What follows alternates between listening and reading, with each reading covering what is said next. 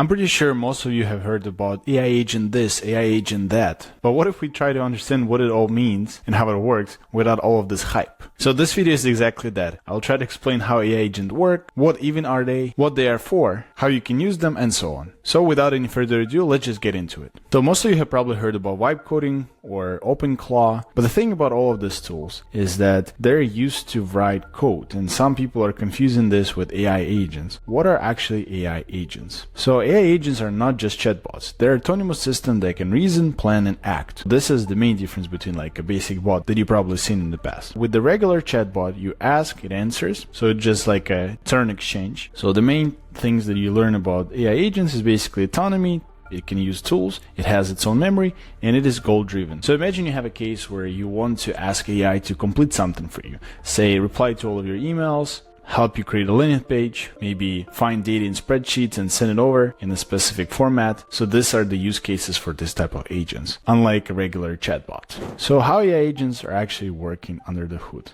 Let's take a look. So the first place where we want to start to keep it simple is that a user will put his own input. So say it's a task, a prompt, a voice message, or whatever it could be, but something that could be transformed into text shape and sent to AI agent. So what happens is we are in the feedback loop. So first, we are observing information, we perceive and parse the input, then AI agent would reason and it will plan and describe next step. And once it has a complete picture of what you want to accomplish and it knows the micro steps that it should take, then it'll just act and execute the action, and so on. So we're in the endless loop of going basically through a to-do list of things. It'll use external tools. So for example, if you say you want to schedule a call, that maybe will be used for a Google Calendar. And so your AI agent during this feedback loop will be calling external tools, such as web search, code execution, API calls. So the API is basically a protocol that is used to communicate with different apps on your behalf. It'll also use its own memory. So the memory could be in short term, such as content window. So basically when you start a new chat,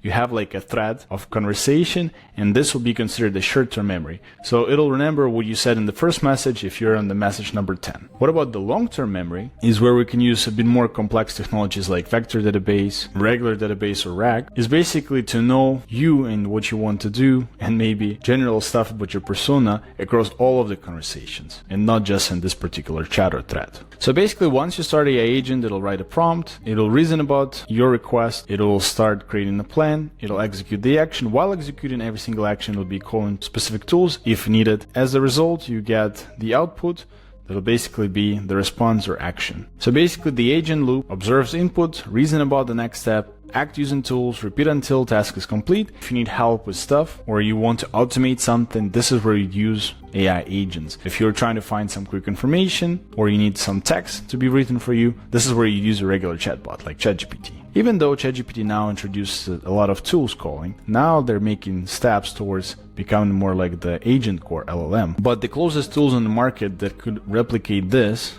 are the example that I've been showing in the beginning, which is the Claude bot, vibe coding tools, Claude Code generally. This is what I prefer to use the most. Shout out Claude Code. All right, let's keep on moving. So now that we understand a little bit about how AI agents work under the hood, what is the basic architecture for it, we can move to the real world examples.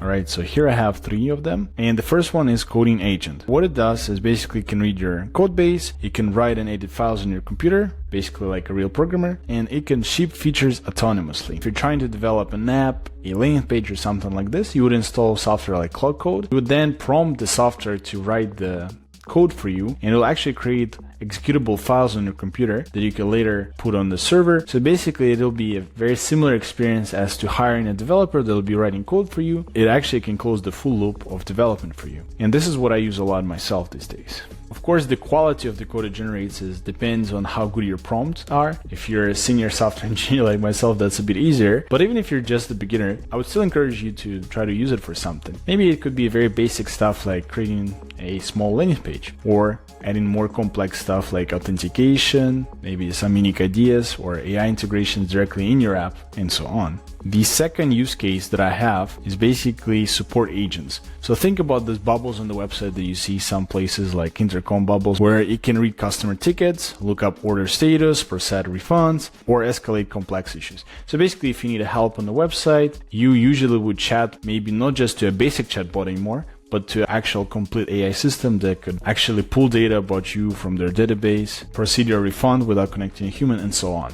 The other pretty popular one that you maybe experienced already is research agents. It could be used for deep research. One of the most popular startups or companies at this point that are doing this is Perplexity. What they're doing is basically, once you ask to find something, their agent is actually going and calling the tool for web search. It scrapes the internet, it tries to summarize everything it found, and only then returning the answer for you.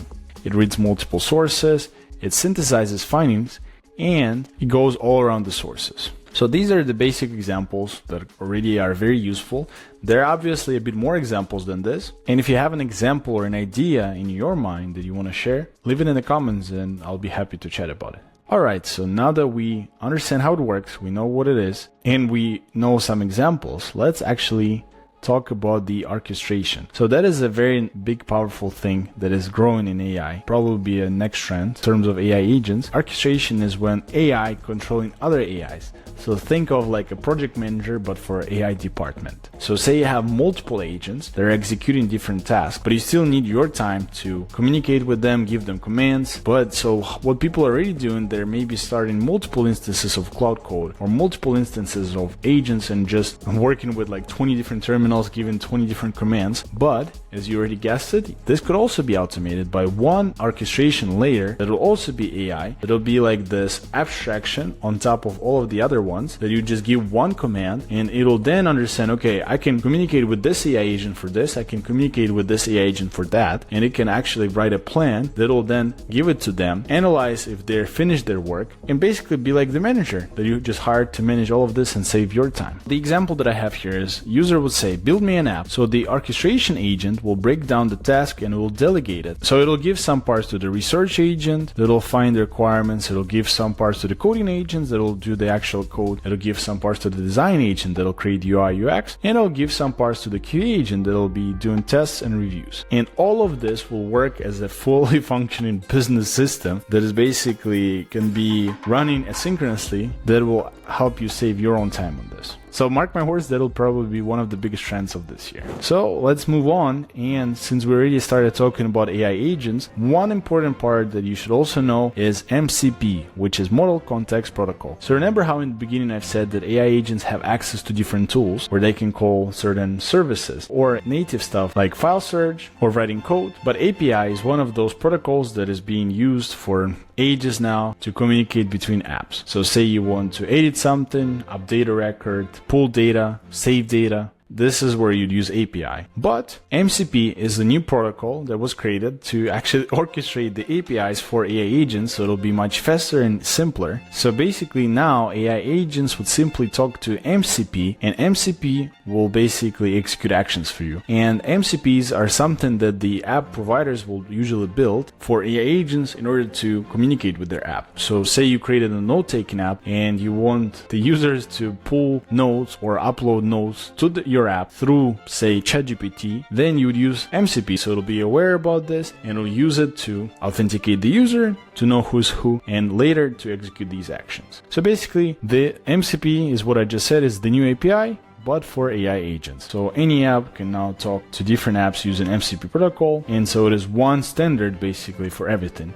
With APIs, every single app has it in their own way, and MCP brings the standard for them. MCP lets any app connect to any tool with one standard protocol. No more custom integrations. Tools become plug and play, like USB for AI agents. So now that we covered that, there is another thing outside of tools that is called skills. So you might heard about it as well. And if you didn't, that is okay. Let me explain it. So skills are basically pre-built prompts and workflows. So say you're working with AI agent quite oftenly. Say you have a prompt that'll be scraping Twitter, generating you some predictions based on the posts about certain topic. And you can write a big prompt and of course change a few params here and there, and copy paste it every single day if you need it on a daily basis. Or you could simplify this by creating a custom skill that AI agents will be basically trained on what you want to do, and you can basically teach them to extend their capabilities. So basically, an anatomy of a skill is system prompt, instructions, persona, constraints, tool definitions, which tools it can access, workflow steps, sequence of actions to execute, output format, how to structure the response, and guardrails, what it should do and what it shouldn't do. So say you want to build a code review skill, it'll find bugs, suggest improvements.